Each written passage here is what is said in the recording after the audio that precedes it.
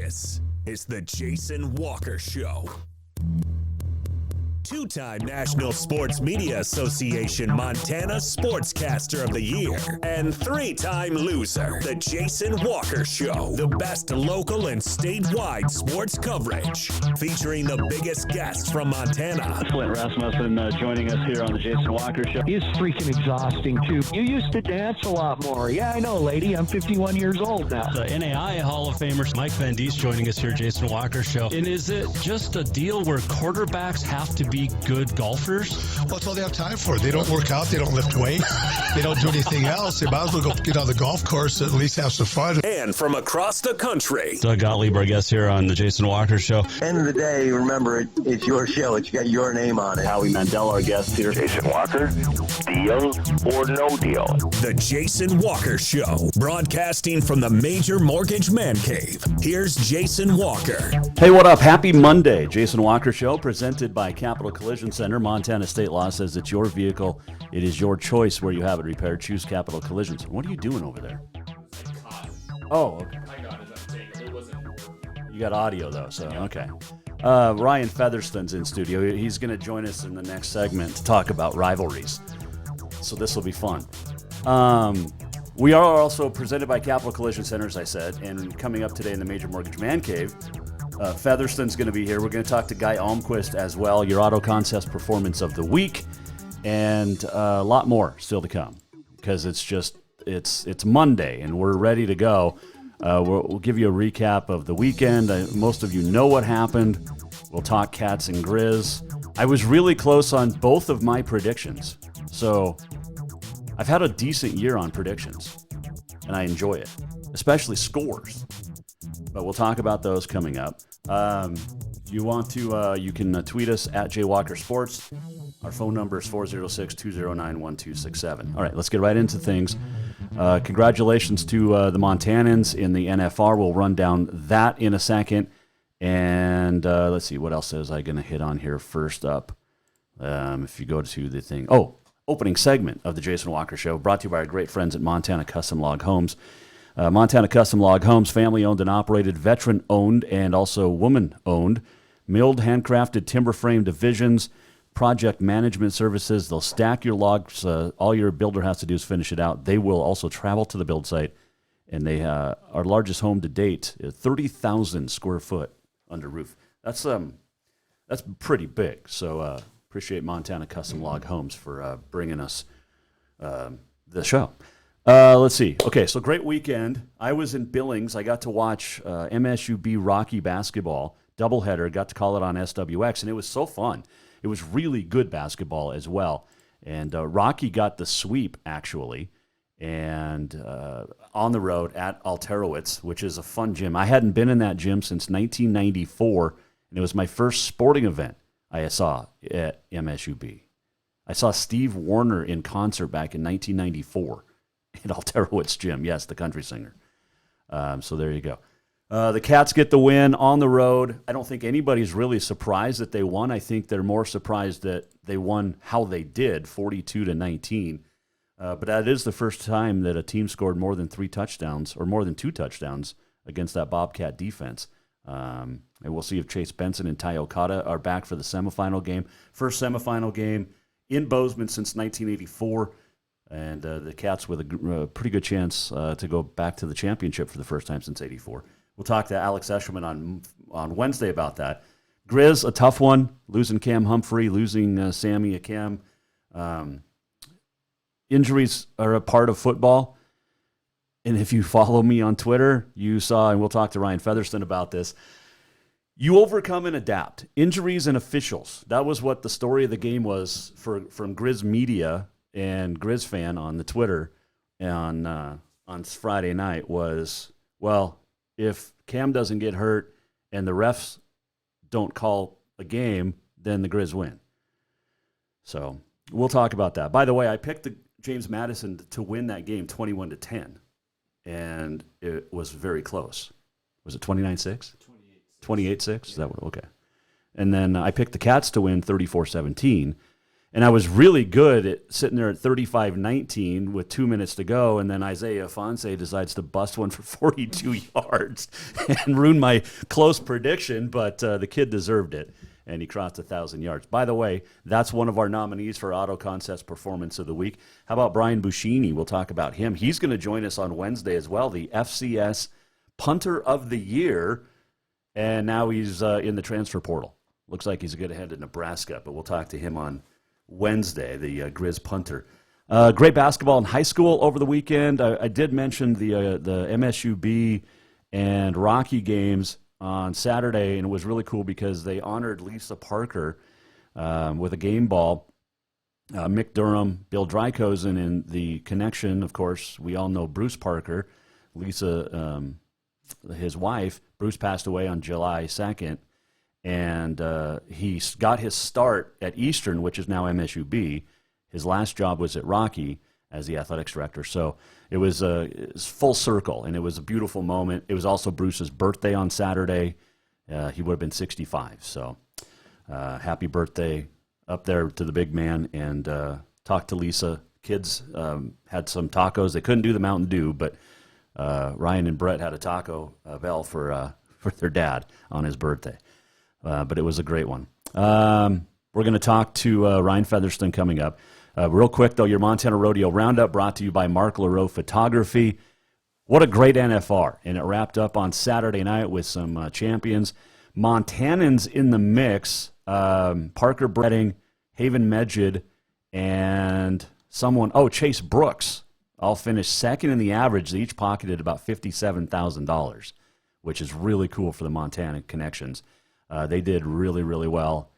Parker actually had a really good chance of winning the average, but he got bucked off his last couple. Casey Field, your winner in Saddle Bronc, and Jess Pope was second. Steer wrestling went to Tyler Wegas Pack, and Haven, nobody from Montana, rather. Jess Brown, the former Bobcat, finished sixth in the world. Team roping, Junior Nagara, Caleb Driggers. Saddle Bronc went to Stetson Wright for the second year. Or for the first time, and for the second time in a row, though, he won 2 awards. He was the all-around champ, and then knocked out his brother in the world standings, Ryder. He beat Ryder by about $1,200. That's how close it was between those two for the world championship. Chase Brooks, the Deer Lodge kid, finished 4th, and Sage Newman finished 11th in the world. He had a really good final couple of rounds. Tie down. Caleb Schmidt won it. Haven Medjid finished second, the 2019 world champ. He also was second in the average. Barrel racing, a little bit of an upset. Jordan Briggs dethrones Haley Kinsel, and Lisa Lockhart finished 12th. Bull riding went to Sage Kimsey. He's now 7-time champion. Josh Frost second. Parker Bredding finished 4th, and Parker, as I said, finished second in the average. He had a great, great National Finals Rodeo. Your NFR update brought to you by Mark Laro Photography. And looking forward to next year already. Chase Hawks this week in Billings at the Metra. Great rough stock event. All right, some of the nominees for Auto Contest Performance of the Week: Brendan Wagner, Bryson Bondmiller, Javon Nesbitt hitting that 30-plus mark in games over the weekend. And let's see who else was in there. There was some really good ones, I can say that. Journey Emerson put up 45 for Lame Deer. Josiah Stutz from Yellowstone County Homeschool at 38. Zoran Laframboise from St. Ignatius, 33. Kate Coda from Roundup put up 31. Paige Laughing of Huntley with 30.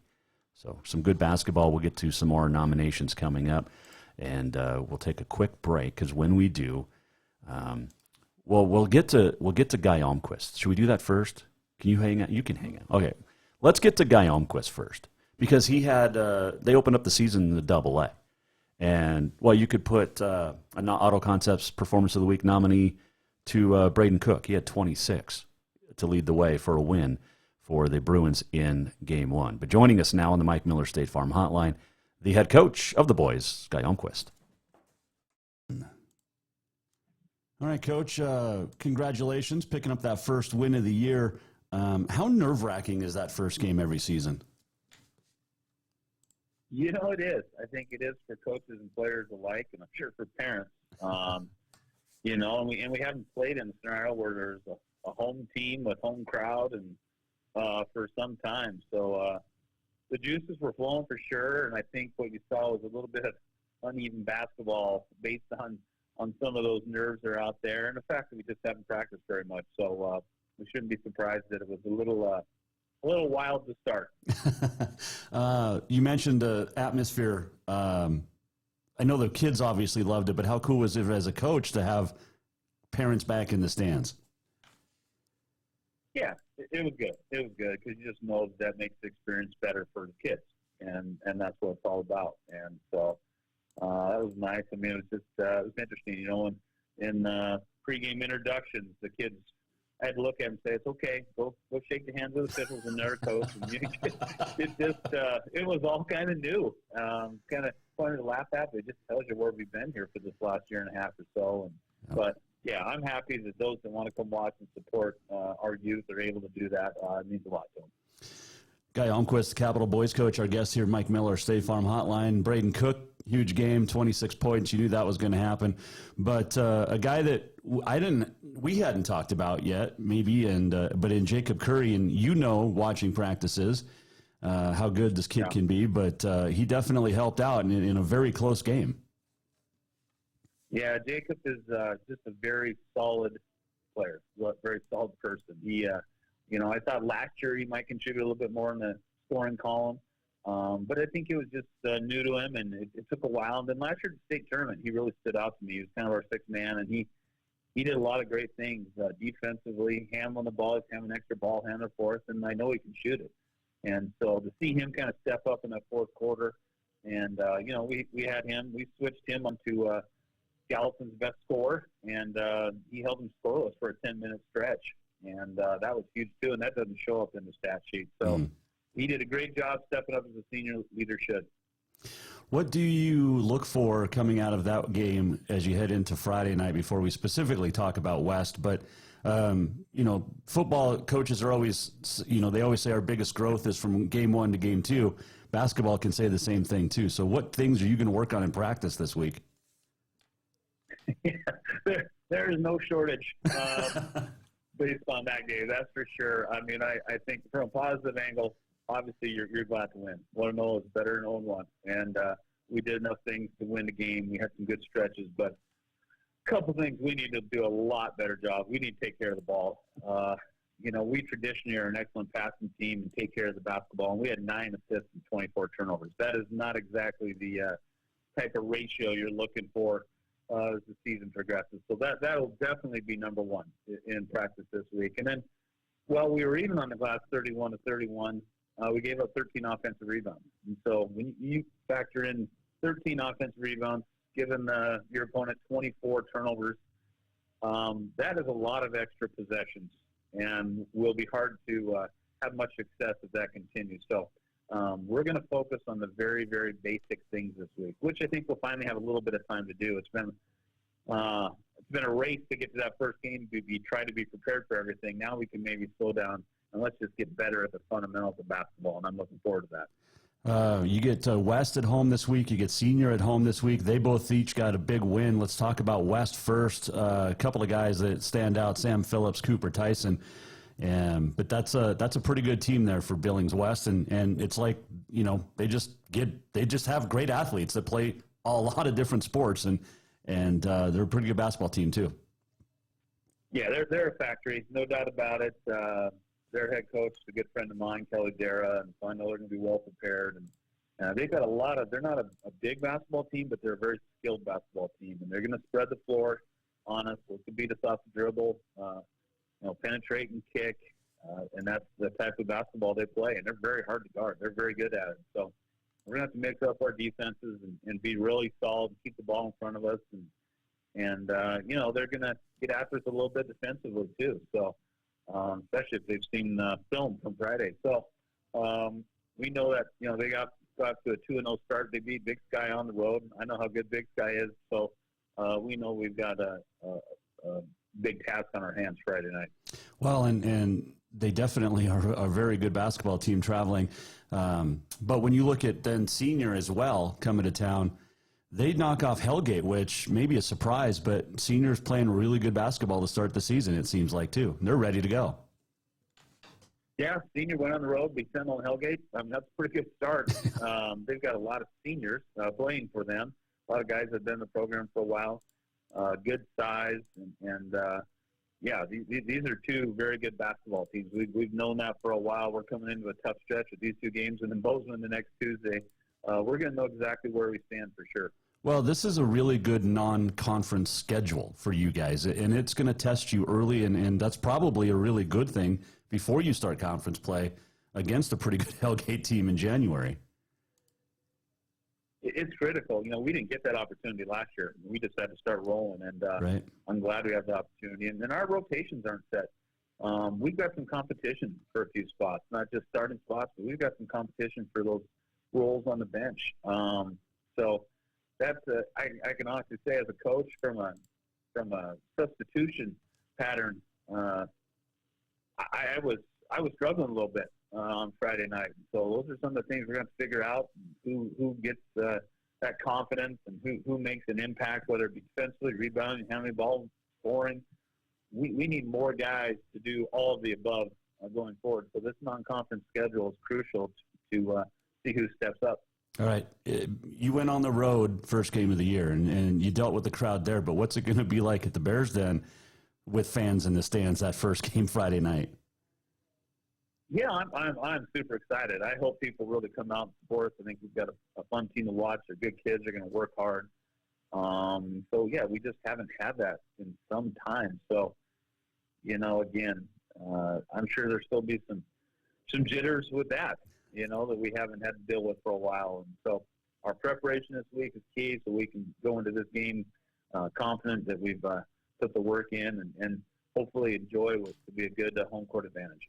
Well, good luck this weekend, Coach. And you can't win them all if you don't win game one, and you got that one out of the way. So good luck against a really good West team and a very good senior team as well, and we'll talk next week.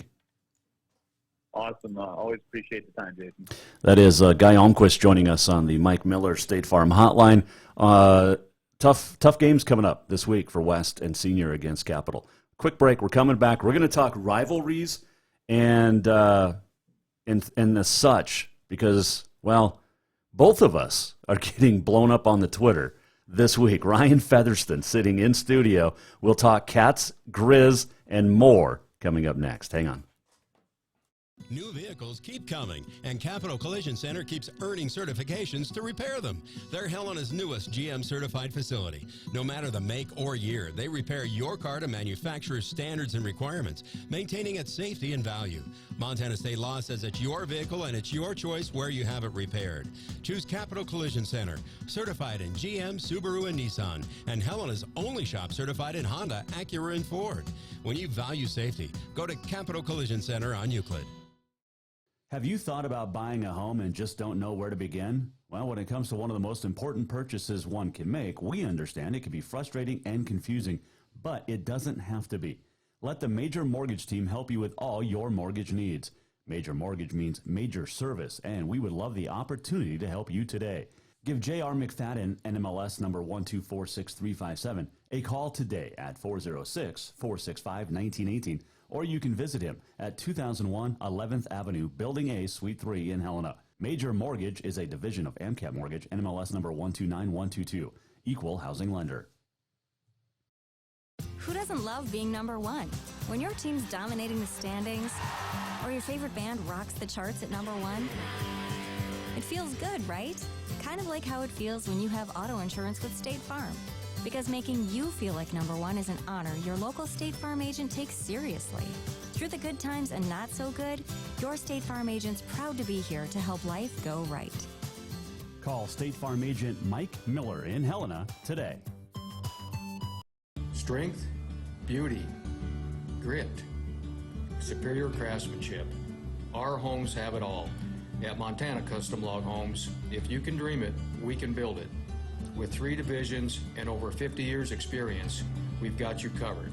From a showcase home to a small cabin, we make your vision a reality. Because every cowboy wants a castle for his queen. Montana Custom Log Homes, crafting homes that last for generations. Store-wide savings are what you'll find when you shop for new home furnishings at Rucker's Furniture. This means tremendous values on Helena's largest in-stock selection of home furnishings. When you shop Rucker's, you'll find store-wide savings on the furniture you want for every room in your home. And you'll also find our selection of Serta iComfort, the most comfortable beds in Helena. 12-month financing is available with approved credit on most purchases over $299. Ask for details. You'll find store-wide savings at Rucker's Furniture, 1010 Dearborn, Helena.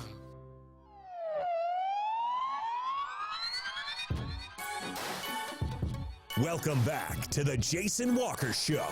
All right, welcome back. Jason Walker Show. This segment brought to you by Rucker's Furniture. Make the quality choice for your home at Rucker's Furniture, 1010 Dearborn, Helena. Auto Contest Performance of the Week coming up. We got another nominee in.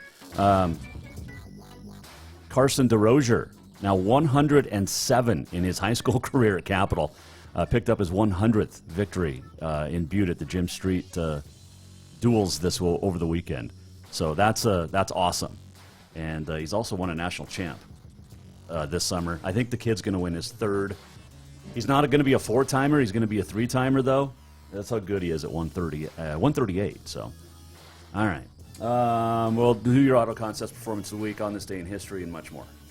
But he reached out to me yesterday, and I thought, you know what? Let's get his ass in here. He's a good buddy. He gets along. We get along. His name is Ryan Fetherston. He is that Grizz legacy player. He wore the 37. Who did you give it to? I gave mine to Jordan Tripp. Okay. Who'd you get it from? I got it from Carson Bender from Deer Lodge. Okay. All right. So there you go. You can move the mic so you can sit back. Yeah. You don't have to lean forward. There you go. All right. Nice hair, by the way. Thank you. You know I'm on that vision quest. Oh, Feather. Okay. So Grizz lose. And I said, Grizz media, Grizz fan on Twitter was blowing it up because, well, there was injuries and the officials sucked. And I'm like, that's typical Grizz fan blaming injuries and officials when the better team won the football game.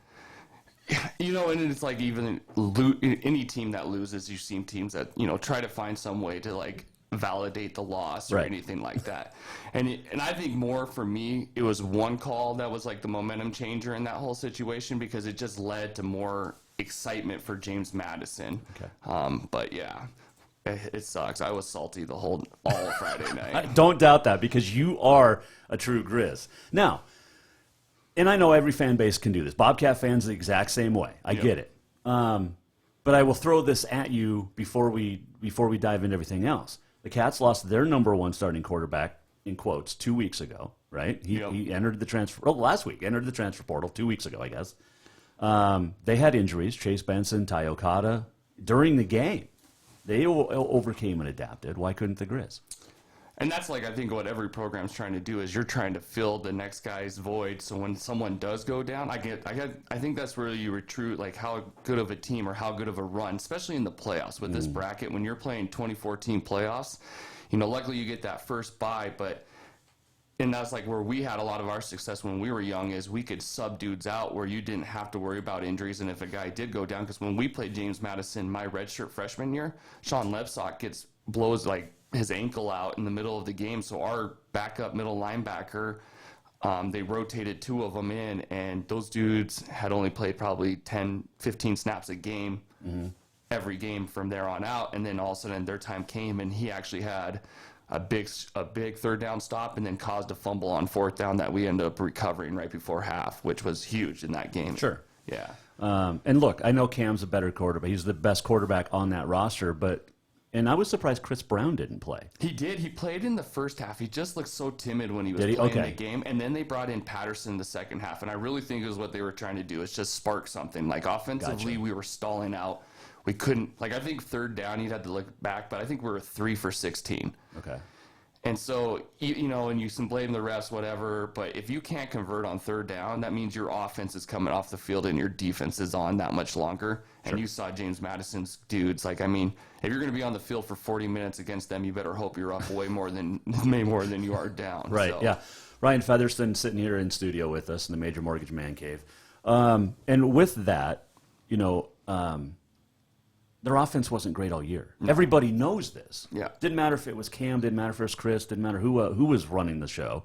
The offense was just non-existent for the most part of the season. They had their best performance the week before against Eastern Washington, but you had to. Otherwise, it's a different ballgame.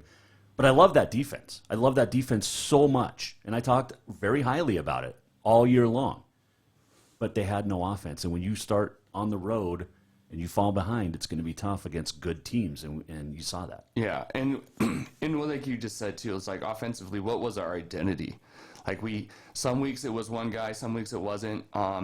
Someone texted me, he's like, "Where's the Lex Hillier, Chase Reynolds type of running backs that are going to hit it?" I kind of wish Ryan Arnson would have got the ball just to see him hit downhill zone. I mean, we just lacked that. Like what Afonso did in the touchdown right before the end of the game, just downhill zone. And James Madison was doing it to us and catching us in line games.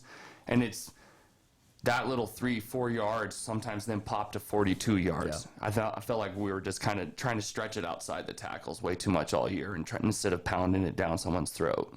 Yep. No, I agree. All right. So then Saturday, Cats win, and I didn't say a word, because they won. It surprised me how much they won by, even though I picked 34-17.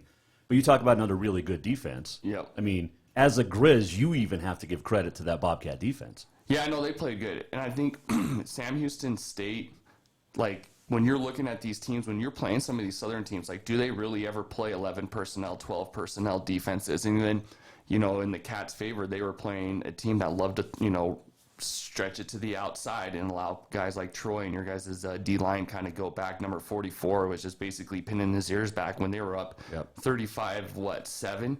What is the team going to do? They have to throw to even get into this game because if you run it too much, you're going to take out that time. So as a D lineman, I'm like licking my chops in that scenario because you really can play recklessly. You can do whatever you want because all you're going to get is drop back pass.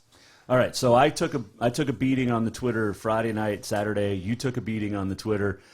Look, we both agree the rivalry is the best in the country. Yeah. And it's fantastic. I love the Cat Grizz game, and it's just, it's such a great rivalry. Now, there's bad apples on both sides. Yeah. Absolutely on both sides. But it's like 99% of fans are great.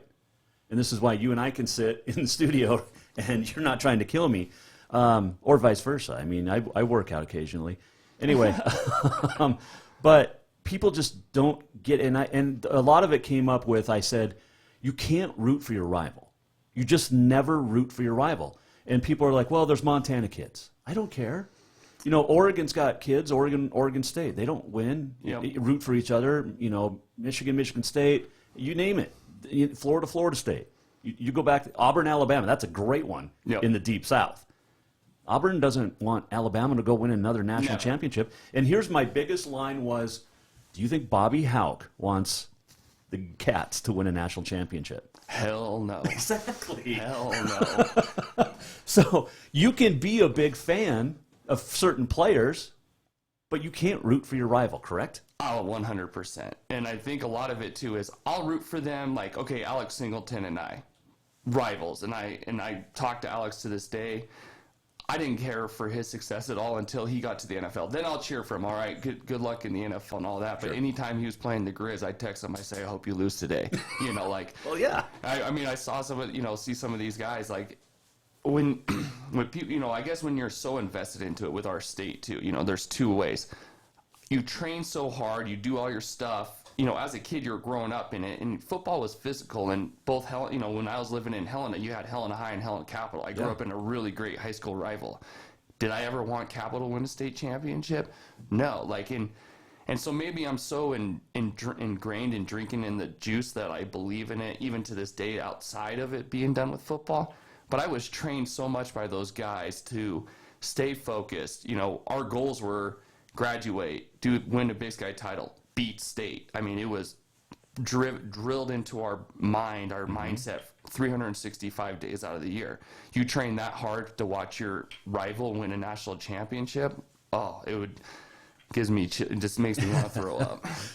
So there's a possibility that January 7th or 8th, you're going to be tossing some cookies. I'm going Jackrabbits this weekend by 14.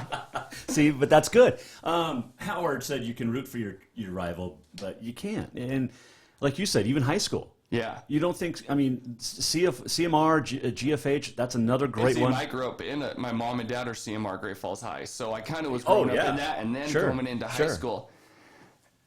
Win or lose, like that's what we were always taught. Like with sports, you're winning or you're losing. If you're not winning and your rival is, you're losing in my mindset. Even if you've won some games and they're going further than you, you're losing something, and you want to keep getting back on top. And that was kind of like when I was at the university, we were the top, and everyone was chasing us. And so how do you keep yourself at that level? You know.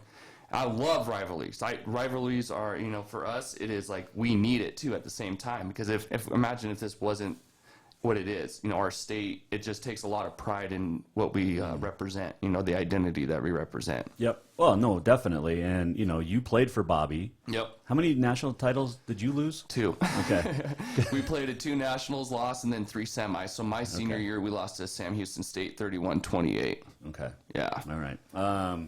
And then Villanova got you too, right? Before that, dude, Matt Cesar ran all over us. I was just telling somebody last night, this left tackle was like a first-round draft pick from Villanova.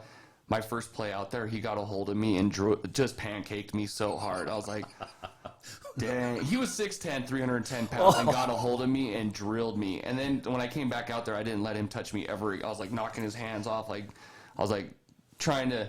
You see different teams, when you go to those Eastern schools, you see some of it, just different characters, different athletes that we don't really see in the Big Sky at sometimes, Did you root for Eastern Washington in 2010 when they won the title? Dude, I had shoulder surgery. I'm sitting in a chair and I was miserable. I was miserably just upset that Eastern was there, because I felt we had lost to them that year. We were up 21-0 on them. In their first day, or the Inferno, the debut of the Inferno, we're up 21-0, and we lose 24-21 or something like that. And then they go and win the national championship. And we was just that close, and we had just lost out of the playoffs because we lost to the Cats that year when we came out in our black and orange, our black and copper jerseys and stuff like that. So it was kind of a salt on the wound during that time, and it just kind of drilled. It's like we came back into the offseason, and it's like, Eastern just won a national championship. We get to play them. It just fuels you as a team even more, that competition. But you didn't win it in 2011. No. That was when NDSU started its run. But we did beat Eastern, too, that year at home. Kicked their butt, so. Okay, well, I know we're talking Cats Grizz, but 2 weeks ago, Eastern, the wide receiver comes out and said they didn't deserve the seed. He balled out in the loss. Yeah. It helps when you got Eric Berrier out there. But... And Bobby said... thrown 80 times a game. Well, yeah. And Bobby said in the press conference, because Eastern considers the Grizz a rival now, and probably the Cats. Yeah. But Bobby said, we have one rival. That's it. Yeah. We're everybody's rival, but we only have the one. What's your thoughts? I would agree with that, and I think it's more that they want to beat, because the success we've had. So Eastern kind of looks to us as a goal that they want to achieve. But for us, I think the rival goal is just the Cats. Now, has Eastern had their success against us a little bit here and there, but for the most part, we've had their number, and that's where they say it's a rival. I think it just shows you how good the Big Sky Conference is growing. That the strength of these games, or any team can win at any weekend. So they're just trying to sell it to their fan base to come fill up Cheney's High School Stadium. When you average like 7,000 fans, and then you can get 15,000 in there, it's a big money day for their school. Oh, for sure. Well, they need the money in their athletic department. Exactly. And I've said this for forever. What UM did to Big Sky Conference and FCS football is exactly what Carroll did for the Frontier and the NAI. 100. Everybody had to up their game. The Cats had to do it. Now, is Washington Grizzly Stadium great? Yeah, I was there for the first time a couple weeks ago, the Eastern game. It's not as cool as Auburn. And had I been to Missoula before I went to the Auburn game, I might had been more impressed. But if that money instead had gone to, MSU, we might not be talking the streak, or where we at in this day. And that was right after the Cats won the title in '84. So then that's like the rival itself, is you seeing your school across the divide is new equipment, new this. What do we have to do to keep up within the recruiting? The rival's never done. Yeah. Right now the coaches are out trying to out-rival each other by recruiting these Montana kids. Who can get the most Montana kids committed? That's going to be a big number that everyone looks at. who can build the next best stadium, the next best thing. You go into the Cat Stadium, they have all the high school helmets on there. I guarantee you'll start seeing the Grizz do something very similar where they're going to have some connection to all the high schools. But like one does it, the other one's got to follow, or you're going to fall behind. Just like Tech, like where Tech's had its success with Chuck Morrell. I mean, they had to bring someone in to compete, and if you wanted to make money in this scenario, and it brings great focus when you have great programs like that. It just makes your conference that much more prestigious. No, absolutely. But you still don't root for your conference. Never. I mean, you coached at Carroll. Did you root for Tech in the playoffs? Did you root for Western or Rocky? And I guess that's where I'm like more loyal. Like I was always taught, like I guess my dad always drilled into me too, is like, these are the teammates around you. And I really believe that. And they're looking out for you. I don't know what they do. I don't want them to win because I don't want them going further than I am. A little jealousy at the same time. Well, I mean, 2014, you were on the staff at Carroll. Yep. You lose twice that year to Southern Oregon, including in the quarterfinals, which was a travesty. That was even scheduled. That should have been the national championship. And as good as they had Austin Dodge, Coach Howard. I mean, that was the receivers were unbelievably good. The running back, the defense. It was a 45-42 game in the snow. But they go on to win a national championship. Played in it the next year. You didn't want them to win. No, heck no. And you don't want them to win, but if they do win in this mindset and you were that close to them, it shows you how close we were. That national championship team. Carroll should have won it in 13 and 14. What it is, I kind of got into it with Joe Dunning not into it with Joe Dunning on it, but we were talking about it. It's like, well, the money makes this world go around. NAIA and the NCAA, when they make these playoff brackets, they completely ignore the coaches' polls. I think Rocky got snubbed this year out of the Frontier Conference. Yep. I've watched the quality of teams when you look into these playoffs. Like Rocky is a way better team than half those teams that got put into that first round. Sure. And it's the same thing with this. I felt like the NCAA or the playoff committee, this one really messed it up. I thought I had different teams in different positions. I thought the Cats and Grizz and Sac State and possibly Eastern should have been all ranked just because of the strength of schedule. Same with Missouri Valley. Yep. I didn't think ETSU deserved to be in a 7 seed. I felt like South Dakota State was underrated. I completely agree. I think Sac State was over it a little bit. Yeah. I think they underrated the Cats. A lot of it is, though, the money. How far are you going to have to send a team? How much does it cost? And then it takes away the purity of the playoffs. Because then what would an 8, if they didn't do it with the money, and how would those 8 teams would have looked like? I had the Grizz playing NDSU for the quarterfinal game. I had Cats playing, it was still Sam Houston State, 3 versus 7 or something like that, So I had some of these matchups in my head if this would have been a different way. Okay, and I noticed, how many times did you beat the Cats? 4. So 4-1? 4-1. You're alone. So I count my redshirt year too, though, just because. Well, you weren't on the field. That doesn't count. Well, you got to be also the scout team. You're on the scout team. No, I know. All right, so who did you play your redshirt freshman year? Who were you for scout team against the Cats? I was Bobby Daly, number 54. Yep. And you know what's funny about that is Bobby and I grew up with each other. Yep. Our dads worked out of Sarco with each other. Me, him, and Brad all wrestled with each other. And he's a really good buddy of mine to this day. But that's who I was representing. I was middle linebacker all week wearing 54. And I was actually put in a red jersey so they knew where I was at all times. Wow. Just because, and that's like the schematics of it. Like I would guarantee they probably did it too. You got to know where 15's at on the field at all times. Yep. Ryan Fetherston joining us here in studio. Okay. I'm not a Grizz guy at all. And you know that. I mean, I did PA announcing. You were playing and came down to Bozeman a couple of times. But if the Cats don't beat the Grizz in 2010, then there's not Sonny Holland end zone. I mean, Rob Ash got some things taken care of with, obviously, President Cruzado. She's the best. I know you guys would love to have her over there in Mississippi. I always said the best combination is if you took her as a president and put Jim O'Day as an AD, you'd probably make some of the most money for a university. And I don't know if you know who Jim O'Day is from Cubbank, but those two's personalities, I think, would be a fire set combination. I think Leon's doing pretty good right now, though, over there. Well, and, he just really had his very first hire was with Vegan. Yep. He didn't get to hire the basketball coach. That was all Cruzo. She basically came in and said, you have to hire Sprinkle. And then he had basically Lubick as a head coach, and that fell through. So he had to make a good hire. This is a big representation of his hire. So yes, it's great this first year, but how it continues on, it will also play a factor on him himself. So. You know who I think the greatest coach in Grizzly history is? Who's that? Bob Stitt. Yeah.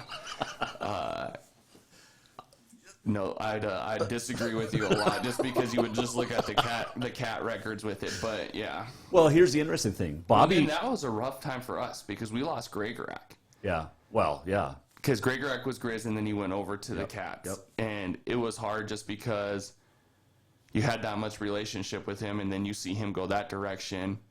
And I love Coach Ty, but if it would have came down on Saturday and it had been me and him, I'd go after him like you're on the other side now. Like I'm not going to back down. So. Well, no, of course, and he would respect me for that. Yeah. Well, you know, you look at how many coaches have gone both sides. Yeah, Coach Delaney when he did it too. Yeah. So yeah. No, there was a few of them, and but yeah, I love this rivalry, and I want to talk more about it. Can you stick around? Heck yeah. All right, we're going to take a quick break. Ryan Fetherston is going to stay with us. Jason Walker Show. Segment brought to you by Rutgers Furniture. If you'd like to weigh in on this, you can on the Facebook, at Twitter. You can also call in 406-209-1267, and we'll take your questions as well.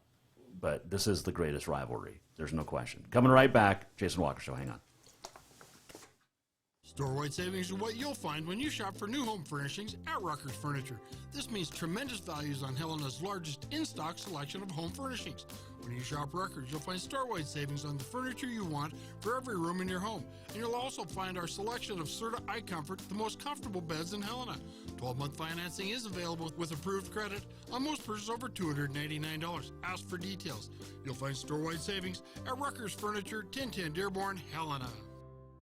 Yes, it's true that Montana is a long way from the Gulf Coast, but you can bring that Cajun flavor home with a stop at Cafe Zydeco. From po' boys to classic sandwiches, Cafe Zydeco has all the best Cajun in town. Are you in the mood for seafood gumbo or crawfish etouffee? Maybe you're craving jambalaya with some shrimp and grits. Head in for breakfast, lunch, or dinner, or call ahead for pickup or delivery. Cafe Zydeco will fix all your southern cravings, even on a chilly Montana day.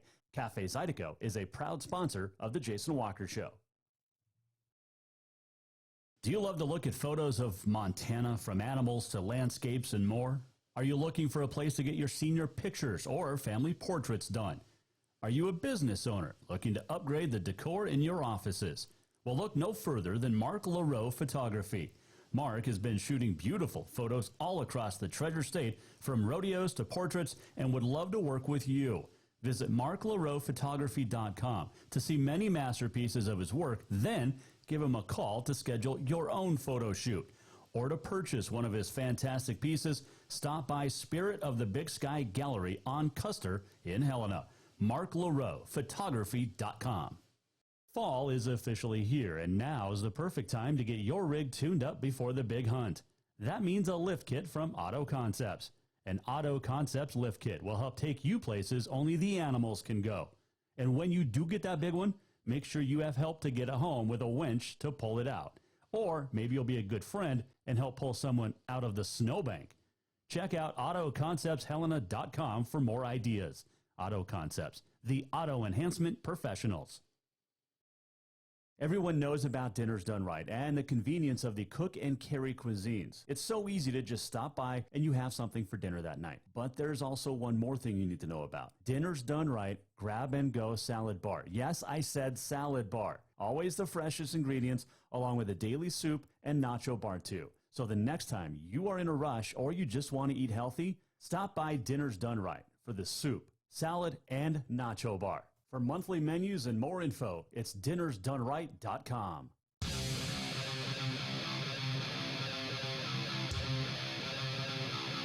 Welcome back, Jason Walker Show, your Auto Concepts Performance of the Week coming up. Also, on this day in history, the walk-off, and much more. Tomorrow, we will talk with Katie Garson-Forba, Brandon Day, Shelby Rasmussen will all join us tomorrow. We continue our conversation here in the Major Mortgage Man Cave. Ryan Fetherston, a very nice Grizzly football guy, but he's become a good friend over the years. We played. I got you on a softball team. We played softball together in 2014. Yeah, I remember. I don't remember if you remember me running into the fence. Oh yeah, I remember. Yeah, no, I remember. Snagged it though. I didn't drop it. No, you did not.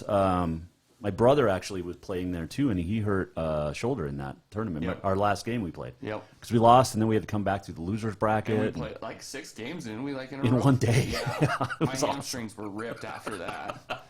Ryan Fetherston in studio. All right, we're talking about rivalries, Cat Grizz, and some people are saying, look, you can root for Montana kids. You got to root for the Grizz or the Cats, whoever is still alive. And I say no. You say no. And I want to bring this up real quick. You tweet out last night FTC, and I've talked about this. Look, I know what the FTC and the FTG. Can we just say BTC or BTG? I don't know. I don't want to give in to like the council culture in that scenario. In this scenario, Right, but just think there's kids. Oh, that's true. I mean, I don't really have that many kids around it. I make my daughter say it too. She's 3.5. People might turn me in. I mean, she doesn't know what the FTC means. I have a video of her who'll say it. Well, I had my kid Bob when he was younger, doing the. Now, you know why I don't really say BTG though, or like BTC, is because there was a story about Rob Ash, and this is what some of the players told me. And I'm going to give you a little voice and play. He comes in. We don't want to bleep them. We want to beat them. That's what they told me they said. And I was like, dude, how are we supposed to get pumped up from that? Like, that was their, like, pregame speech for that. And then, That's fun.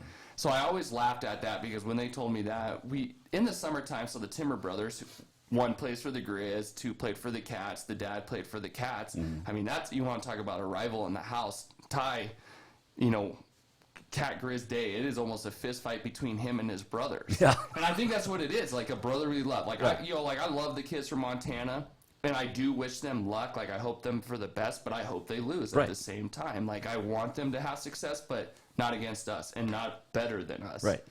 But, like, you got your kid. I remember when Bob was young, I had him, it's cute when kids say stuff like, the eat blank Grizzlies, go Cats, go. Yeah. That's a great cheer. Yeah. And now, did I hear it at the playoff game? Yes. Yeah. But it's just that's the rivalry, though. There's chance that the Grizz have.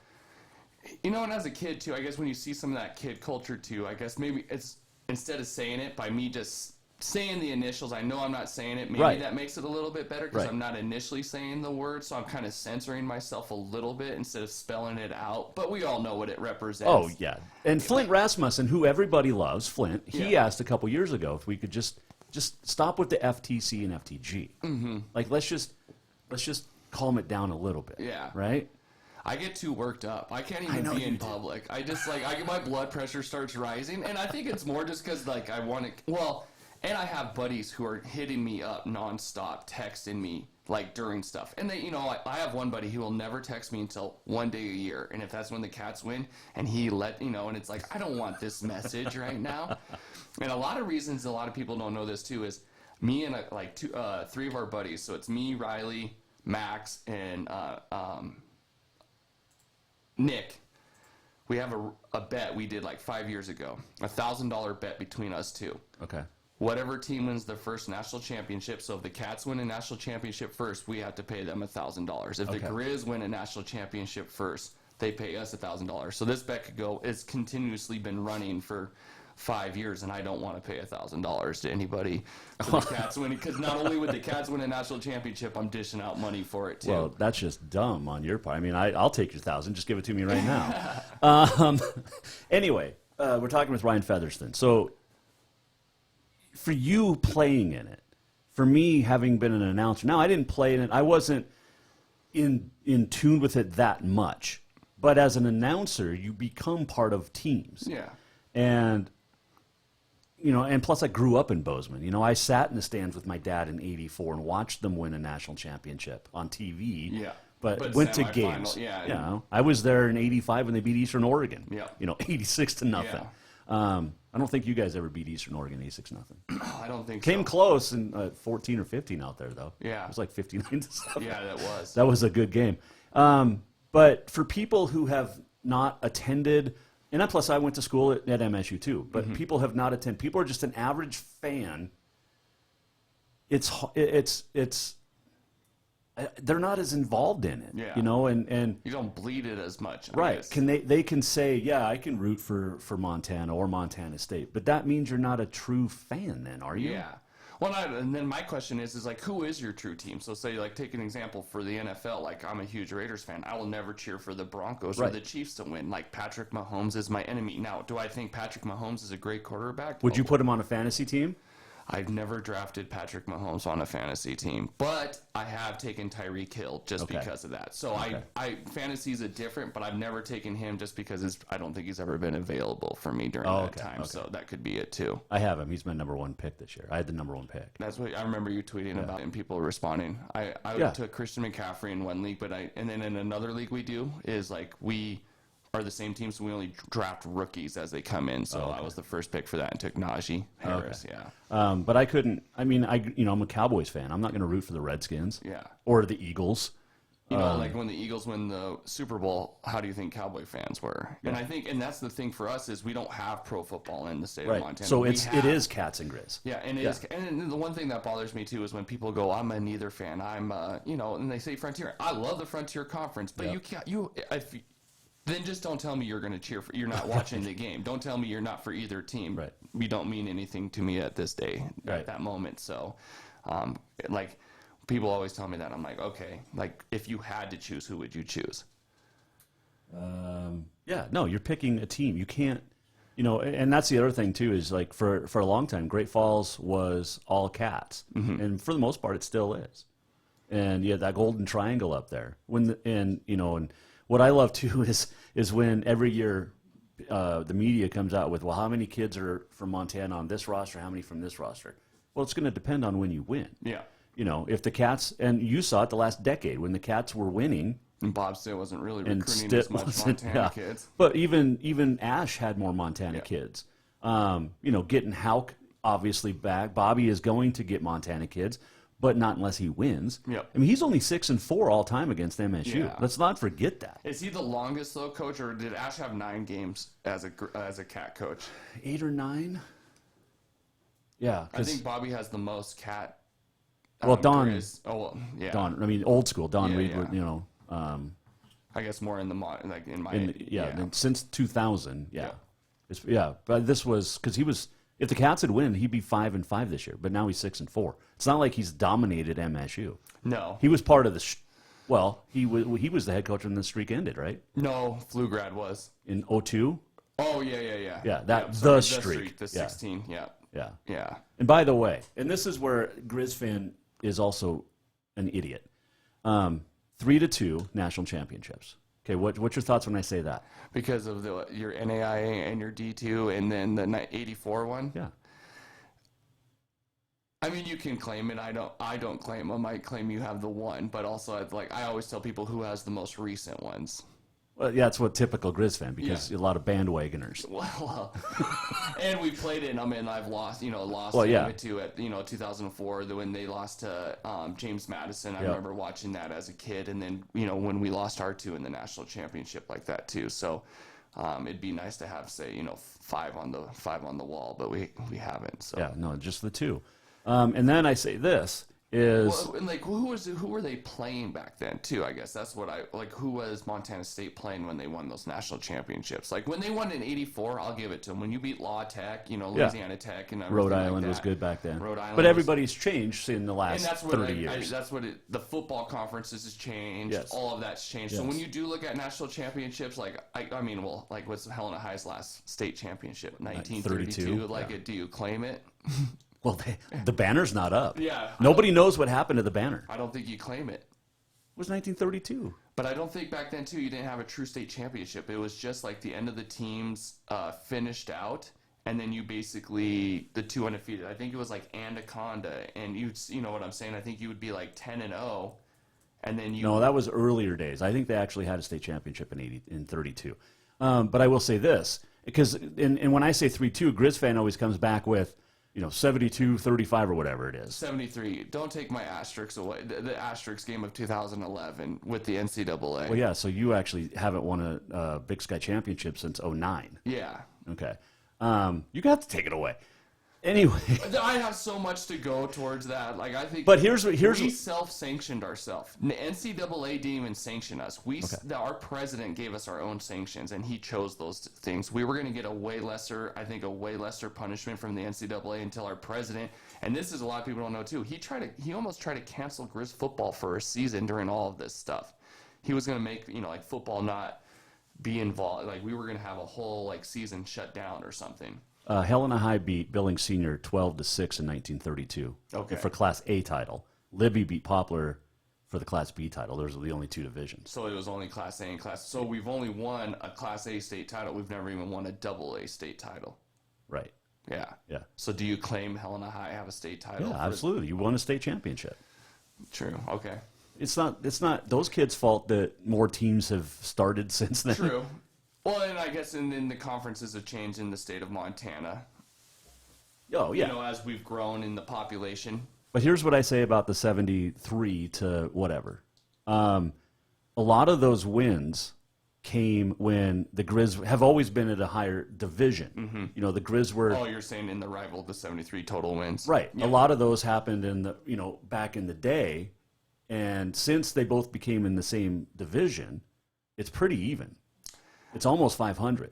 And it took the Grizz winning 16 in a row to get to that point. So since they played in the same league, it's almost 500. Yeah, I think it's like 28 to 26 and 4 or something. Something like that, yeah. Yeah, one of my buddies sends me that all the time. Because it's accurate, though. Well, then you claim, so we'll claim your national championships if you claim all 73 wins. Well, you have to, because that's part of the record. Yeah. But you have, that's when Grizz fan goes, well, yeah, NAIA D2, well... Yeah. Well, I mean, you won a national championship. You can't take that away. Right, but you were Division II when the Cats were NAI. You went to 1AA, the Cats were D. You could take away from saying that the level of play wasn't, like you're a higher, like an FCS playing an FBS in today's time. Right, that example of it. So. Or, beating Central Washington. I really know that growing up as a kid because, born in 88, all we known is, they were all at the same level during that time. Right. So. And I think in, 68, they went to the same division maybe, or late 70s, right around there. But yeah, and Howard's right. Both people have the bandwagon. My uncle lives in Texas. He grew up in Montana. He never went to either school, and he is a Grizz fan. Yep. And he's just a dumbass, but I love him to death. Sounds like a great guy. Anyway, but I love giving it back. I can take it too. Yes, at the same time. I can handle it. In the last 5 years were miserable for me from all the Cat fans. Even my students, when I was teaching, they'd let me have it. They decorate my room blue and gold. They wanted me to wear a Cat shirt. I'm like, I'll never wear a Cat shirt. Yeah. Well, do you see anything Grizzly in Never. here? Yeah, exactly. Yeah. And I'm a Bozeman Hawk, but I've got a Capital jersey hang. But there's a Cat jersey. Yep. There's the Cats 8. That actually was from the 84. That's a painting. Is that Kirk making the tackle right there, Timmer? I think so, yeah. I think it is. Yeah. And then... he would have a neck roll. Well, back in the day, everybody had one. That cowboy collar was epic. Yeah. And then I think that's the first year the gold... that Holland expansion or whatever? The Sonny Holland thing. So, yeah, here, I'll give people a good look at it. So there's the Tommy White jersey. Well, it's actually not Tommy White, but that was his number because that logo doesn't come anywhere close. That year's. Yeah. So was Akpla playing? Yep, Elvis. The Sam Houston State game when he made that unbelievable catch. So they lose that week, and then because we could have played each other in the playoffs if they would have beat Sam Houston that week. They were a good team, and we played. That's when we came into the litter box and beat them 36-10. I had to throw it in there. Because that's what I call it. But yeah, we came in there, and you remember you were talking about people were upset walking the Divide Trophy in front of the student section. I smoked a cigar in the middle of the Cat Stadium, But you should have heard some of the comments I was receiving as I was warming up, Oh well, yeah. And me having long hair, people were really ripping on me, which I loved it. I was just telling them, bring it on. Hey, I've got sponsors that root for the Cats. I've got sponsors that root for the Grizz. Sherry Sullivan, Auto Concepts. Yep. Huge Grizz fan. Yeah. But then, Rutgers and Capital or, Cats. They follow the Cats, a lot of the Bruins kids that go that way. Yeah. Yep. Why is that? Why does a lot of... Helena High hasn't had as many kids, or Capital hasn't had as many kids go over there lately. Is that just cyclical? To the Cats, yeah, is it just Cats. cyclical? I think it's just sometimes the fitting of the system. You know, when you're being recruited in Montana, you're just hoping to be at the right time of the players that they need, you know. For me, that D-line linebacker skill was a huge Montana focus, so that's what they were looking for. If you were a kid that was a Montana linebacker that could play it, they were coming after you, you know, or safety, really, and not a lot of other positions other than O-line or tight end, you know. So I guess sometimes it's just the timing of it, how many scholarships are available, because you also have to fill holes in positions that you're going to have to seek outside of Montana. And that's just the reality of the game in today's day and age. So sure. And you you played for Tony Arnson, who's a Grizz. Yep. You know? So I mean, I think he's like Tommy, touchdown Tommy. He's like the only player to catch a touchdown, run a touchdown, and throw a touchdown against the Cats, or in Grizz history, I think. Okay. So well, we have to look. You'll have to ask him. He told me that one time, and he never pushed the Grizz more than the Cats on me, which was always. Who did recruit you hardest? Well, I came in the transition. Kramer got fired at my house that night. Okay. So you want to talk about one of the wildest stories? I'm sitting at my kitchen table. Kramer and McIndoe are sitting there. I got offered that summer. I came to camp. Bobby Daly coached me up, and we were doing things, and they offered me right there at camp. You know, so they actually were the first to offer, and then the Grizz followed suit within like a week later, because then I went to their camp and they responded too. But he's in my house, and the Cats were a real consideration. It wasn't like, you know, I did grow up a Grizz fan growing up, just because Helena High had Andy Pedic. Yeah. You know, you were seeing like Jason Crebo, who again I would watch on the other side of the sideline go and play for the Grizz, and Shane McIntyre and some of those guys. But I was considering them for a real position. He starts yelling at me, "Do you even do your own laundry? Do you even make your own food?"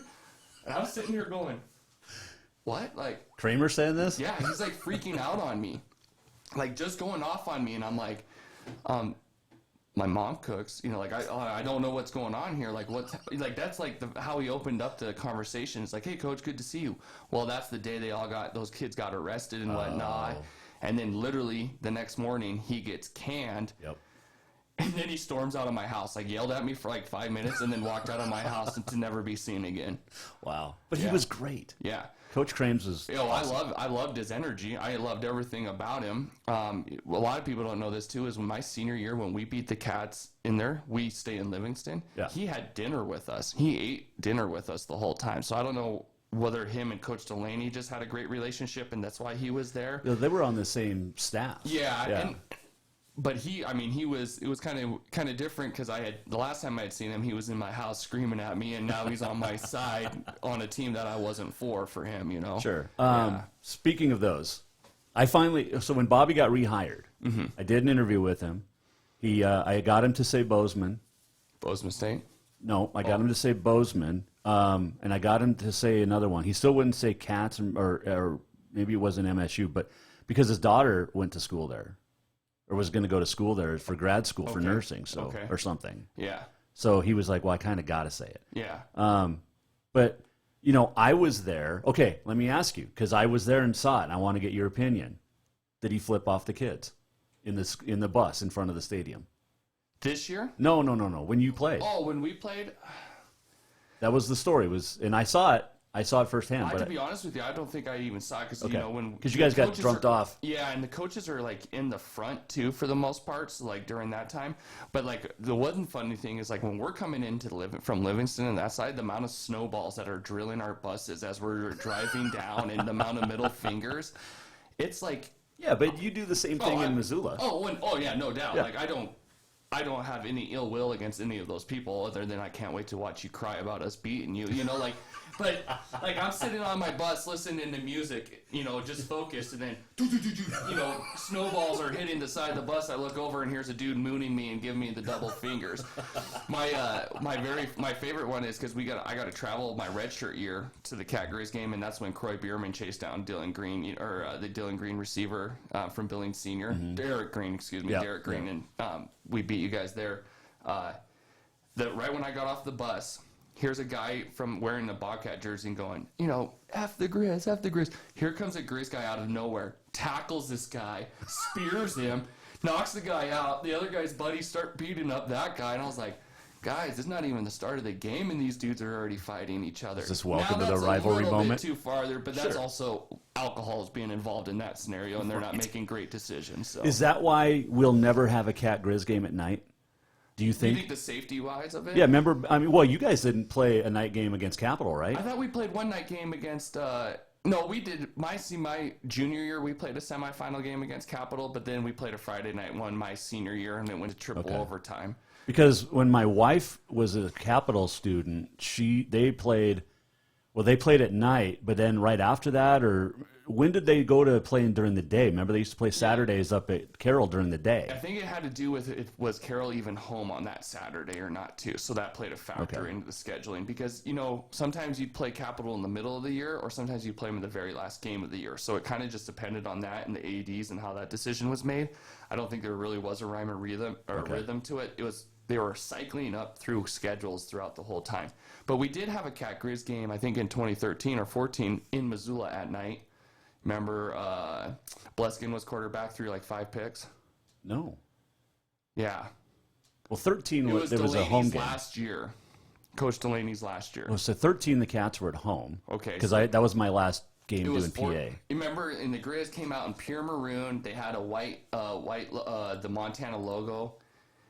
It was a night game. And I feel Did it end at night then? It started at 2 and it ended under the lights because it was November? Well, we had lights. None of our universities have ever had permanent lights until 2010. Cats were first, by the way. Were they? Yeah. I didn't know. Yeah.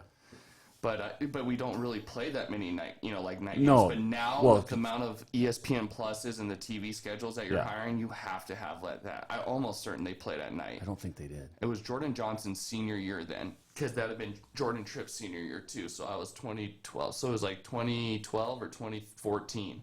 It was a night game. It must have ended under the lights. Yeah. Cat Grizz night games. I'm going to Google this.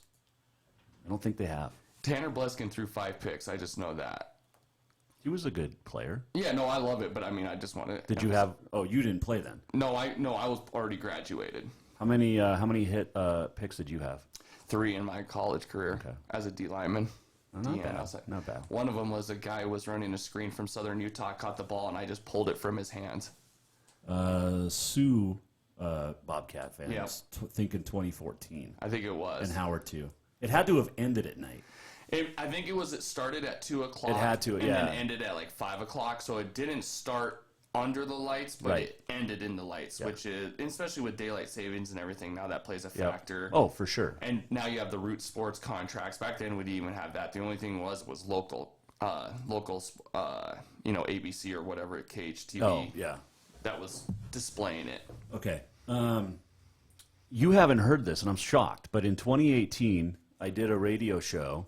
It was the Monday after Cat Grizz, and the Cats won in Missoula, and your boy Scott Guernsey went off. And I'm surprised you haven't heard it. I think I have some sound from it. Hold on a second.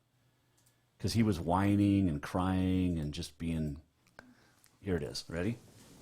Final few minutes of the Grizzly postgame show from Learfield Sports. Danny Bedard, Scott Guernsey, and this set me off. What a great game. Marred in the end by, I have never seen, Denny, a more classless football team than the Montana State Bobcats. From throwing your helmets into the air at the end of the game, rushing the field, to parading around, going first to our student section with their teammates, to jabbing the flag on our grizzly bear, to hawking loogies.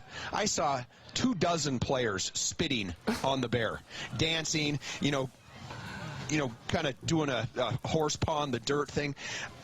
They ought to be ashamed. They ought to be ashamed, and it is the most classless thing I've ever seen here or anywhere that I've been a part of. Just wait. All right, so everybody knows I'm a Bobcat fan, and yes, I know they're Grizzly announcers, but for Scott Guernsey to call the Cat players classless is unprofessional. And I don't have proof of this. Some Bobcat players apparently spit on the Grizz logo at midfield after the game. Guernsey was upset at that.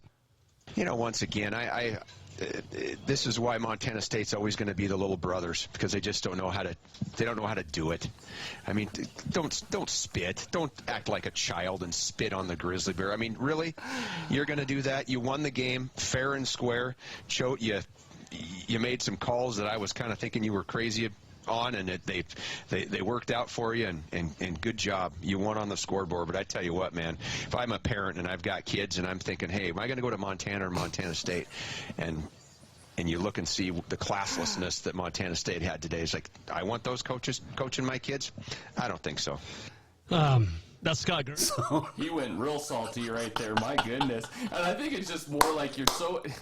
you're in the moment, and you gotta like relax sometimes in that scenario. Like, I understand, like, I'm upset at any of those games. Like, I remember like your guys' Missoula Miracle one. Well, that was the same year. Yeah, so I think that's the game. But yeah, it is the game.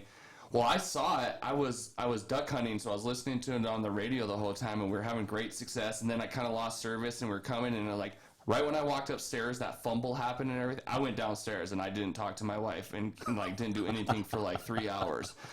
And it wasn't like more like I wanted to fight people, but it just like you're in. So that's what the rival means to me a little bit more. Like, it's a heartbeat. And people are like, you're old now. It's like, well, I'm never not going to be a Grizz. You know, I hope my daughter goes and gets to be part of it and do that stuff.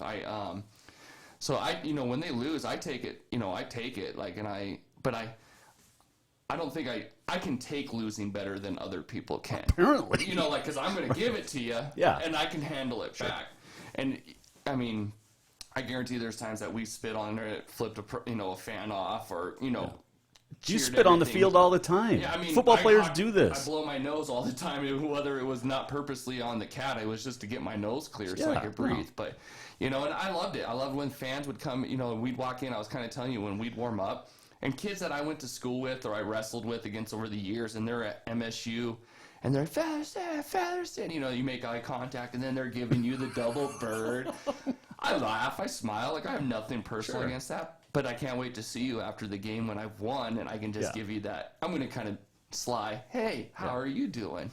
Sure. Yeah. I tweeted out Happy Catterday after we beat you guys, to be a smartass. Well, it's because you are. But that's what's great about this thing. And, I golfed this summer with a guy, a good friend. We are on completely opposite political spectrum. Yeah. And he said, but we can go out and golf. Like, we're buddies. You put it behind, you don't talk about it. Yeah. If I go duck hunting with you, which I never will, because I don't want to kill it. I don't like birds. Yeah. I'll go shoot an elk with you, though. Oh, yeah. I got mine this year during bow season, though. Okay. Yeah, I don't bow hunt. See, I bow hunt so I can just bird hunt. We run the labs really hard. And, dude, I got to show you some footage of this weekend of the amount of geese. I had probably 5,000 geese trying to land on me at one time. It's pretty sweet. It's never mind. It's a new rush. It's a high. I just love giving you a hard time. We got to get you advertising. Yeah. We got to get you advertising. Yeah. Anyway, but that's just, it's the rivalry. Yeah. It's just.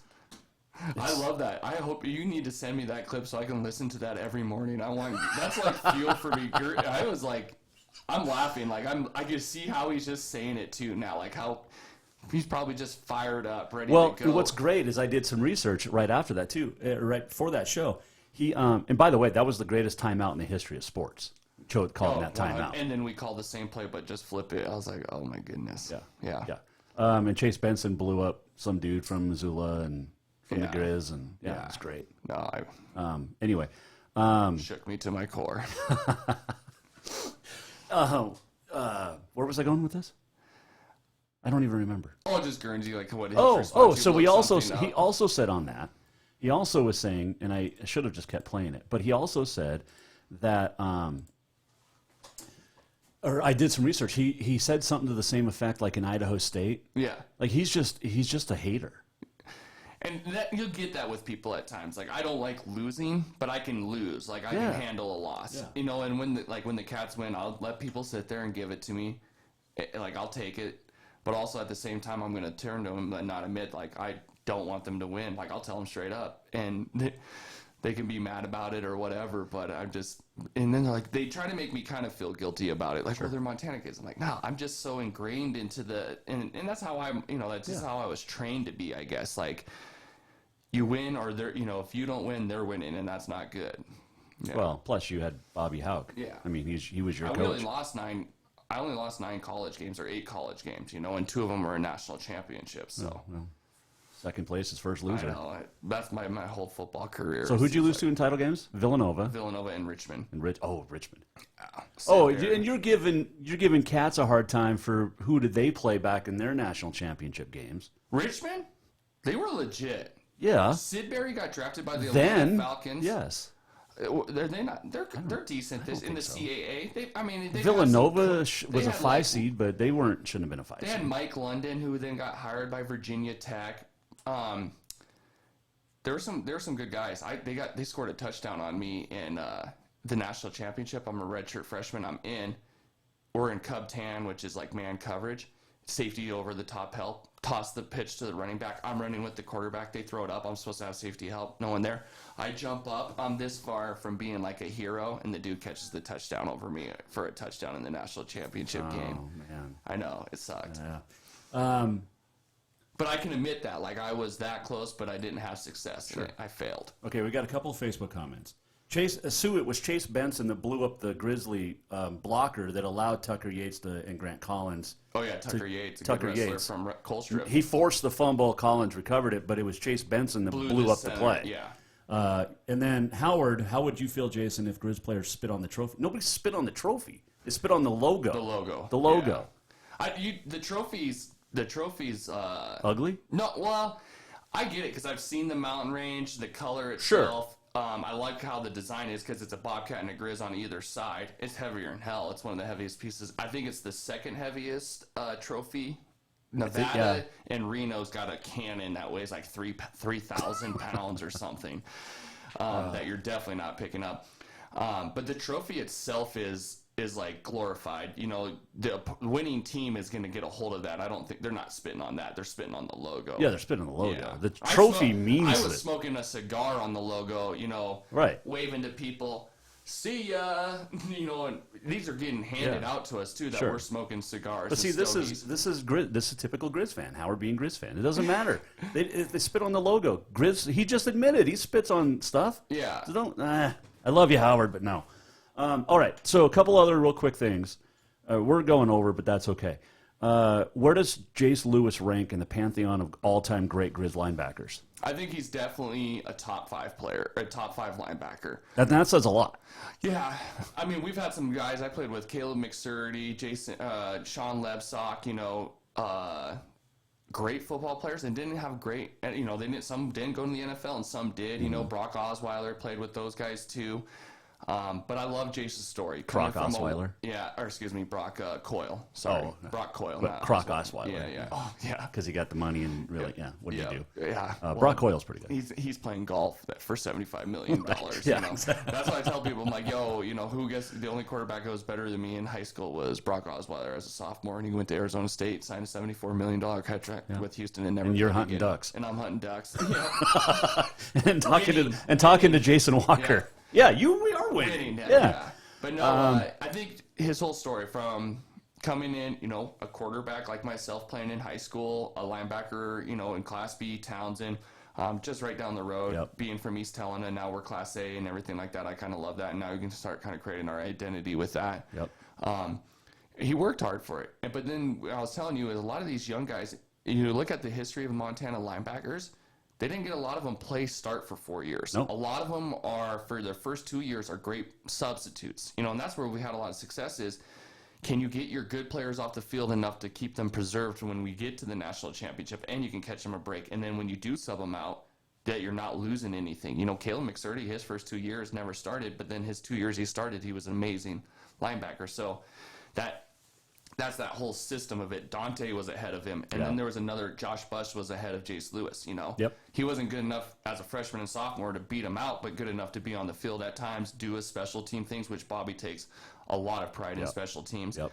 And if you want to be a starter, you better be a badass special teams player for him, Junior Bergen, and how, when the Grizz beat the Cats, and they're talking to Vegan in the press conference about Junior, and he goes, "Yeah, I'm not touching that one." Yeah. Oh yeah. When they asked him like, "Hey, he decommitted. How did you like try to commit him back?" Yeah. Good for him. That's just not a down the hole type of question. No. Because no matter how you respond to it, it's going to lose. Yep. All right. Like Gunnar Brecky, a lot of people don't know Gunnar committed to the Grizz first and then committed to the Cats, and then he only got one Grizz victory, but he was good. Yeah, heck yeah. Oh yeah.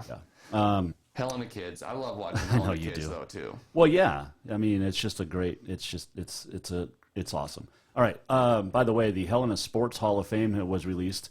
Bob Robinson, Bruce Doring, Dave Pelletier, Ty Erickson, Heather Lieberg, Amy Brooks, Matt Miller. He was a pretty good football player. Cindy Lockett, Jim Gross, Linda Paul, and Tony Arnson, along with a guy by the name of Ryan Fetherston.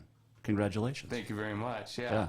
Mrs. Chesterfield came to my house a couple of weeks ago and knocked on my door. I was in my garage chopping up some dog chews, and I'm like, "Who's at my house at like 8 o'clock at night?"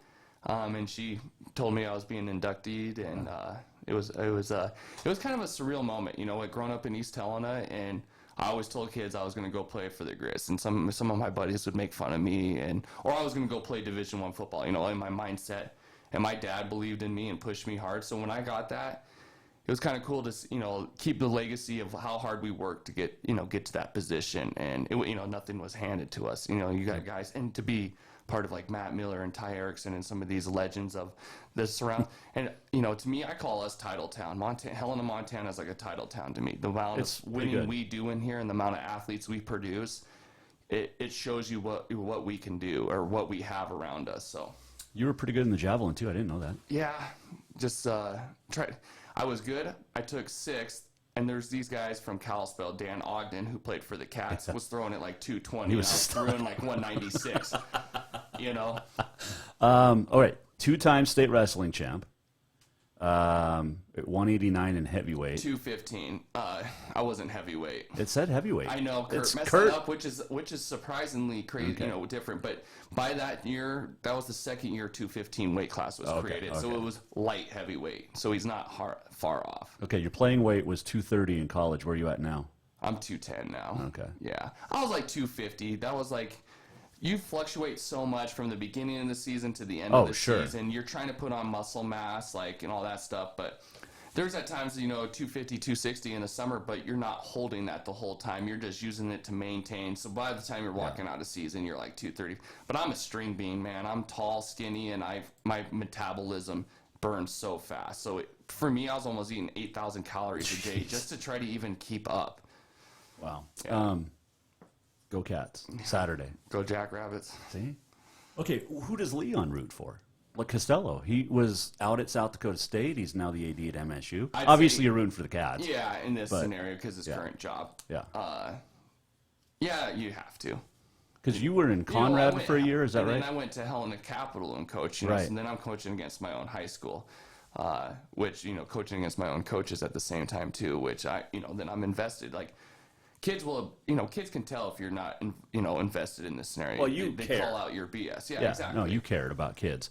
Would you go be an assistant at MSU? No. Really? No.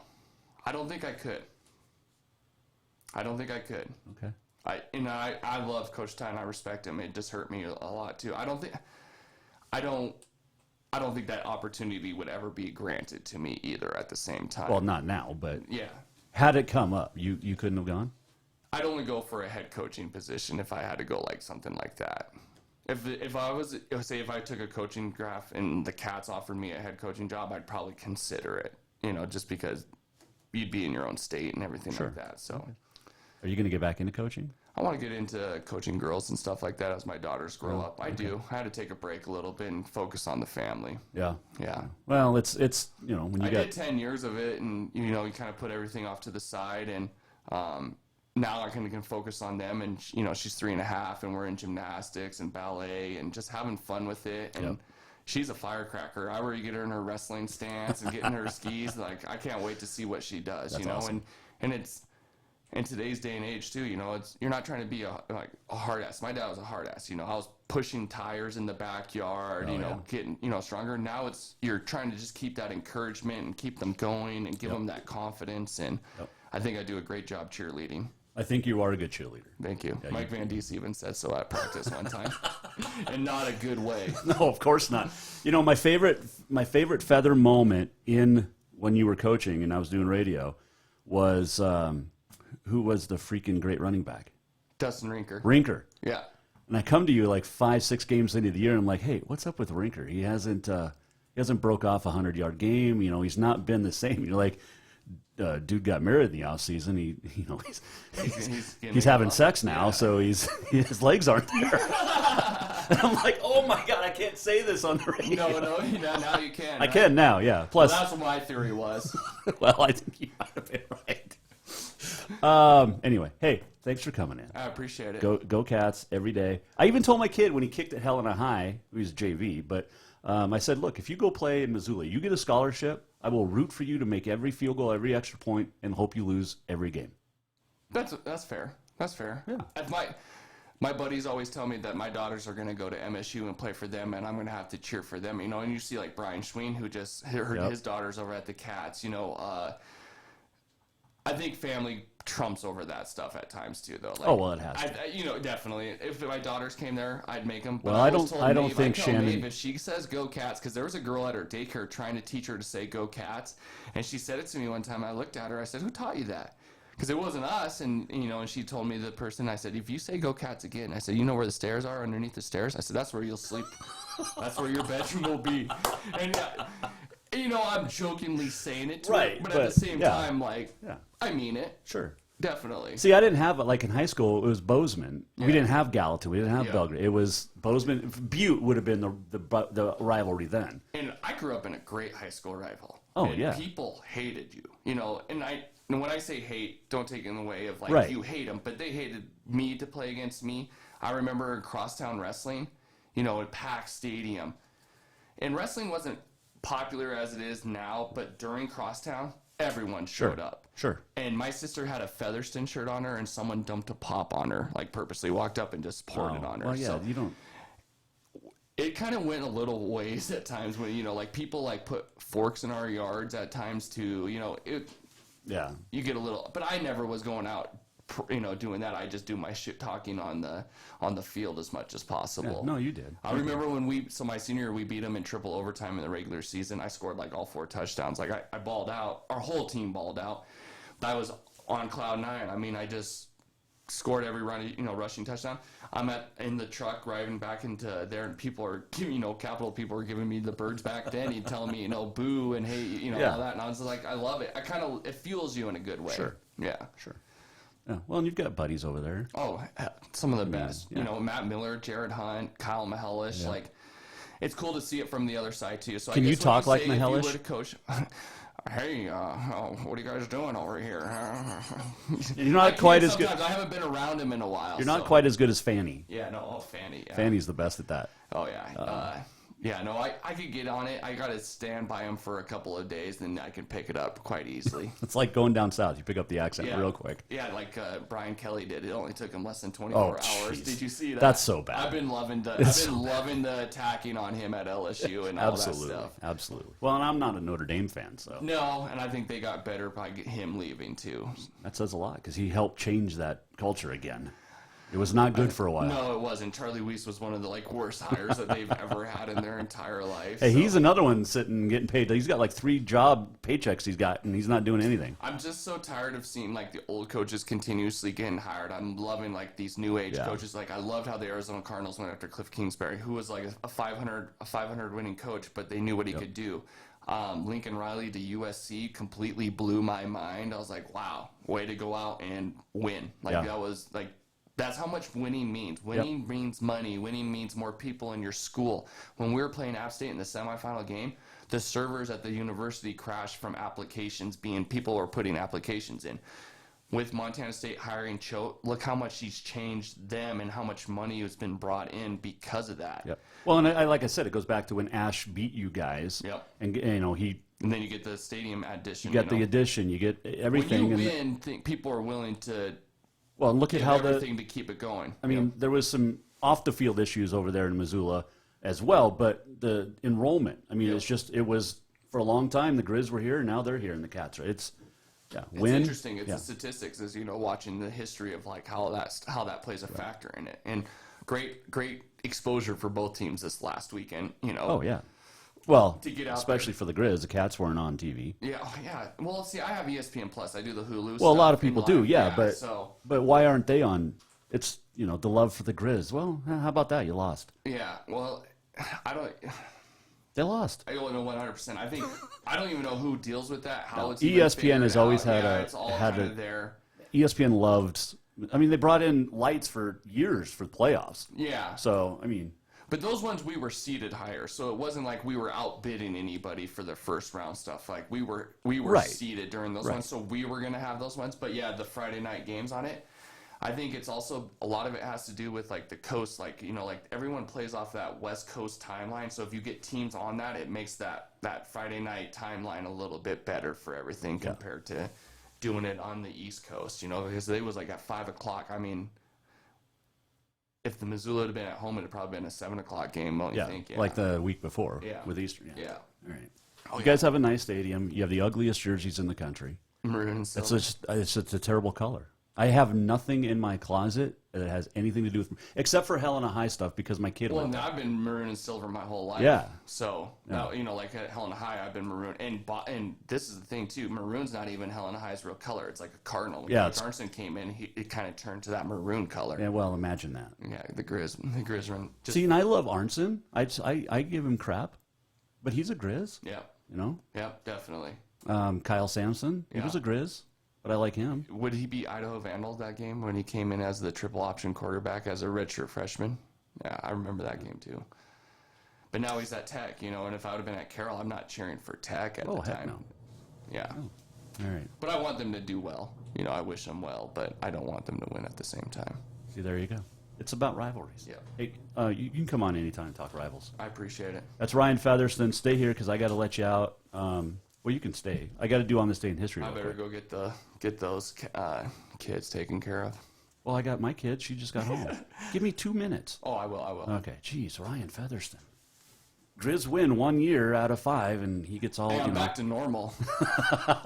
There's all right in the world. I wake up with a pep in my step more every day now, knowing that. Yes. But now I have to listen to the Cats have lasted longer than the Grizz in the playoffs. So well, you usually do. At least lately.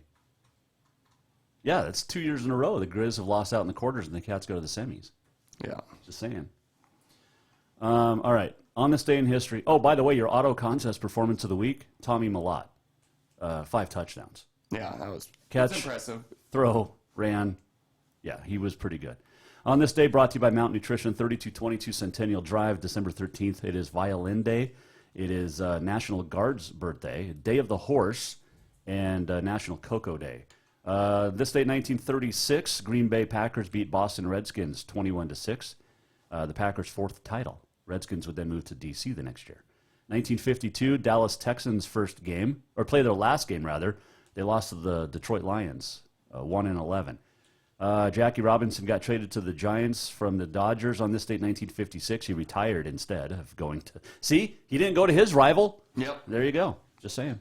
Let's see. Archie Moore's birthday, the American light heavyweight boxing champ, 1913. Larry Doby, the first African-American in the American League, born on this date, 1924. Happy birthday, Taylor Swift, 1989. She's only 22. She's a year younger than you. Yeah, 32. Yeah, wow. I don't know whose hair's better, though. Hers or yours? Mine. Natural curls. San Diego on this day, 1967, got snow at 0 elevation. And Saddam Hussein was captured on this date in 2003, which was awesome. All right, the walk-off. Let's do that. And real quick, so somebody can get out of here and go take care of his kids. My wife's going to yell at me. Here, I got to play this. We're almost at the end of the show. My 70s porn music. What did we learn? And what did he miss? Time for the walk-off. I got the music. You got the 70s porn. All right, the walk-off is brought to you by Cafe Zydeco, where the Big Easy meets the Big Sky. And stop in, get a po' boy tomorrow. I highly recommend it. All right. Brian Buschini, congratulations. He will be on the show Wednesday, but he enters the transfer portal today. The same day he was named the FCS Punter of the Year. Well-deserved. He was a stud. Changed the field. That's going to hurt the Grizz a little bit next year. But the Capital kid looks like he might be headed to Nebraska. So we'll talk to him on Wednesday about that. So let's see. Is that all I think I wanted to mention? It is. Hey, Rhino, thanks. Appreciate it. Anytime. Thanks for having me. See, he's a Grizz guy, but we like each other most of the time. Saturday, we just won't be cheering for the same team. So No. Any Saturday. No. Ever. Go Cats. I love that. Yeah. See, Scott Evans, by the way, said he was going to get me a Grizz helmet, and I haven't seen it yet. So I'd give you mine, but it's got too many Bobcat beatdowns on it. I don't know if you want it. You know, I wouldn't even let my wife, by the way, wear a Bobcat shirt. She wore one. She wore a Cat shirt, day of Cat Grizz. Mhm. Cat's lost. I won't let her wear it Because she jinxed it. on Cat games anymore. Yeah. Yep. I'm that way too. I have superstitions when it comes to some stuff like that. Oh, sure. This is a funny story real quick. I'll let you go after this. My wife and our first Christmas together, we're at her family. Her whole family went to Missoula. Her sister was a dancer over there, Bailey Oleg Miller. You know Bailey. Yeah. Great young lady. Her cousin. And so, yeah, it's just, you know, we're giving each other crap. It's like, like I said, 3-2 championships. That's all I need. And really, overall, it's like 14-2 because rodeo and basketball national championship, 1929. Come on, sweetie, it's fine. But I'm like, we're arguing like 3-2, and she goes, well, my school has 6, so you both suck, because she went to Carroll. Oh, so okay, finished it off strong. She was a Capital Carroll girl. So she's got some winning in her blood. Yeah, definitely. And hello, she married me. Yep. She is winning. But that's sweet with Montana winning. That's what I love too at the same time. In the end of it, like, if we're better than 49 other states too, I'll give that a little bit, but not enough. Oh, wow. Okay. Hey, tomorrow, Brandon Day, Katie Garson-Forba, and Shelby Rasmussen will join us. If you missed anything, go to jasonwalkershow.com. And this was a fun show.